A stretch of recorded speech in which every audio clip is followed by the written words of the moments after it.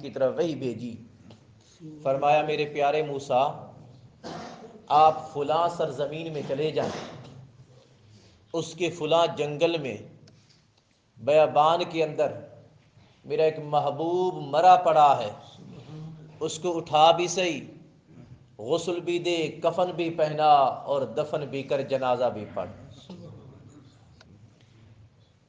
اور ساتھ میں رب تعالیٰ نے فرمایا میرے پیارے کلیم یہ وہ شخص ہے جو کل قیامت کے دن اس کو میں جنت میں آپ کے محل کے قریب ہی محل عطا فرماؤں گا۔ جب موسیٰ کلیم اللہ علیہ الصلوۃ والتسلیم وہاں پر پہنچے، حقیقتاً رب تعالیٰ کا جو فرمان تھا وہ سچ ہی تھا۔ دیکھتے کہ ایک شخص مرا ہوا ہے، اس کو اٹھایا، اس کو غسل دیا، کفن پہنایا، نماز جنازہ ادا فرمائی اور پھر دفن فرما دیا۔ دفن کر لینے کے بعد رب تعالیٰ سے موسیٰ علیہ الصلوۃ والتسلیم نے التجا کی کہ باری تعالیٰ تیرا حکم تھا میں نے پورا کر دیا، اب میری ایک التجا ہے، میں جاننا چاہتا ہوں کہ اس میں خوبی کیا تھی۔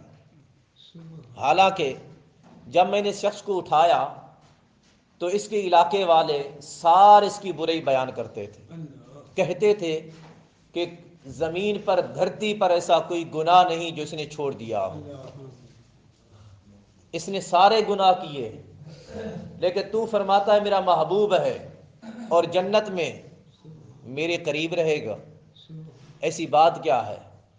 رب تعالیٰ نے ارشاد فرمایا میرے موسیٰ میرے بندوں نے سچ کہا ہے، جو وہ کہتے ہیں وہ بالکل ایسا ہی تھا، لیکن کچھ ایسا ہے جو وہ نہیں جانتے، صرف میں جانتا ہوں، کچھ ایسا ہے۔ موسیٰ علیہ السلام نے عرض کیا مولا ایسا کیا ہے؟ رب تعالیٰ نے ارشاد فرمایا جب اس کے مرنے کا وقت قریب آ گیا، اب دیکھیے کہ رب تعالیٰ کس قدر اپنے بندوں سے محبت فرماتا ہے، کس قدر اس کو اپنے بندے پیارے ہیں۔ یہ جو ہم نکمے، نکھٹو، نکارا، گنہگار لوگ میرے جیسے، ہم مخلوق رب تعالیٰ کو کس قدر پیاری ہیں۔ اب دیکھیے ذرا، عرض کیا موسیٰ علیہ السلام نے مولا کیوں پیارا ہے؟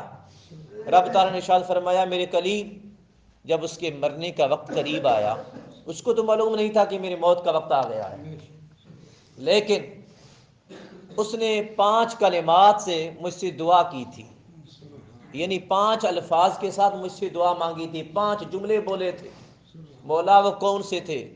رب نے فرمایا پہلا جملہ جو اس نے میری بارگاہ میں بولا دعا مانگتے ہوئے، عرض کرنے لگا مولا کریم تیری مخلوق مجھ سے تنگ آ گئی ہے، میں نے اتنے گناہ کیے، اگرچہ نیکوکار نہیں ہوں، اگرچہ نیک نہیں ہوں، پر تیرے نیکوں سے محبت بڑی رکھتا ہوں۔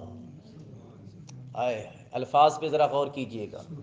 عرض کرتا ہے مولا اگرچہ نیک نہیں ہوں، تو جانتا ہے تیرے نیکوں سے محبت بڑی ہے مجھے، اور اگرچہ میں گنہگار ہوں تو جانتا ہے، میں خود بھی جانتا ہوں کہ میں گنہگار ہوں، لیکن گناہوں سے اور گناہگاروں سے مجھے پیار ہرگز نہیں ہے۔ گناہوں سے میں بڑی نفرت کرتا ہوں، لیکن عادت سے مجبور تھا۔ اس کے بعد عرض کرتا ہے کہ باری تعالیٰ مولا کریم اگر مجھے معلوم ہو جائے کہ میرے جنت میں داخل ہونے سے اگر تیری ملکیت میں، تیری بادشاہت میں کمی آ جائے تو میں کبھی بھی تجھ سے تیری جنت کا سوال نہیں کروں گا۔ مولا کریم اگر مجھے معلوم ہو جائے کہ میرے جہنم میں جانے سے تیری ملکیت میں، تیری بادشاہت میں تھوڑا اضافہ ہو جائے یا ہو سکتا ہے تو میں کبھی بھی تجھ سے جہنم کی پناہ نہیں مانگوں گا۔ آخر میں رو رو کے عرض کرتا ہے کہ مولا کریم بس اتنا بتا دے اگر تجھ سے نہ مانگوں تو میں کس سے مانگوں؟ یہ جملہ اس نے سب سے بھاری کہہ دیا، مولا تو بتا دے اگر تجھ سے نہ مانگوں تو میں کس سے مانگوں؟ سب نے دھتکار دیا، بستی سے نکال دیا، علاقے سے نکال دیا، گھر سے نکال دیا، مولا میں اجنبی ہو گیا ہوں، غریب الوطن ہو گیا ہوں، اب تو ہی بتا اگر تجھ سے بھی سوال نہ کروں تو پھر کس در پہ جاؤں، کس سے سوال کروں؟ میرے کلیم اس کو انہی الفاظ پہ موت آئی تھی. رب نے فرمایا میرے کلیم اس کو انہی الفاظ پہ موت آئی تھی. میں نے اس کے یہ الفاظ سنے، اتنے محبت بھرے الفاظ. جب اس نے التجا کی مولا میں تجھ سے نہ مانگوں اور کس سے مانگوں، تو مجھے معلوم ہوا وہ تو سب کچھ ہی جانتا ہے نا. فرمانے لگا مجھے معلوم ہوا میرا بندہ جانتا ہے بخشنے والا ہے تو وہ رب کریم ہے اور کوئی نہیں ہے، عطا کرنے والا ہے تو وہ ہے. اس کو معلوم تھا، یقین تھا کہ سب کچھ میں ہی دینے والا ہوں، سب کچھ میں ہی عطا کرنے والا ہوں. اس کو معلوم تھا جنت بھی میری ہے جہنم بھی میری ہے. اس کو معلوم تھا اگر کوئی بچا سکتا ہے تو وہ رب کریم ہے. تو اس نے مجھ سے التجا کی میرے موسیٰ میں نے اس کی اسی التجا پر زندگی کے سارے گناہ معاف فرما دے اور جنت میں تیرا پڑوسی بنا دیا. سو محترم المقام ہر وقت رب تعالیٰ سے التجا کرتے رہیے، ہر وقت مغفرت کی دعا مانگتے رہیے گا. تاجدار کائنات فخر موجودات حضرت محمد مصطفیٰ صلی اللہ تعالی علیہ وآلہ وسلم، آپ آقا علیہ الصلوۃ والتسلیم فرماتے ہیں حدیث پاک میں ہے میں دن میں 70 مرتبہ رب سے توبہ مانگتا ہوں. اب یارو آقا علیہ الصلوۃ والتسلیم، آقا علیہ الصلوۃ والتسلیم جو فرماتے ہیں فلاں جنتی ہے تو وہ جنتی ہی بن جاتا ہے. آقا فرماتے ہیں فلاں عثمان بن عفان رضی اللہ تعالیٰ عنہ تو جنتی ہے، اے ابو بکر صدیق رضی اللہ تعالیٰ عنہ تو جنتی ہے، اے عمر بن خطاب رضی اللہ تعالیٰ عنہ تو جنتی ہے، اے علی شیر خدا تو جنتی ہے، اے فلاں تو جنتی ہے. ارے میرے آقا جس کو کہہ دے جنتی ہے وہ یقیناً ہی جنتی ہے.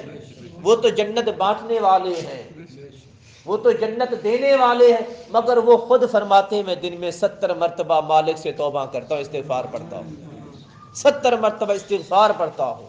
اور دوسری حدیث پاک میں آتا ہے 100 مرتبہ استغفار پڑھتا ہوں. ارے پتہ نہیں کن الفاظ کے بعد ہمیں موت آ جائے. وہ کون سے الفاظ ہیں جو ہمارے آخری الفاظ پتہ تو نہیں ہے نا.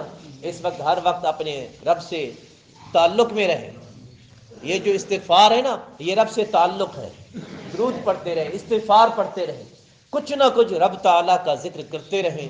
معلوم نہیں کہ الفاظ کس الفاظ پہ ہماری زبان رک جائے، کون سے جملے پر ہماری زبان رک جائے اور فرشتہ اجل آ جائے کہے آ بندے تیرا مالک تجھے بلاتا ہے. سو ہر وقت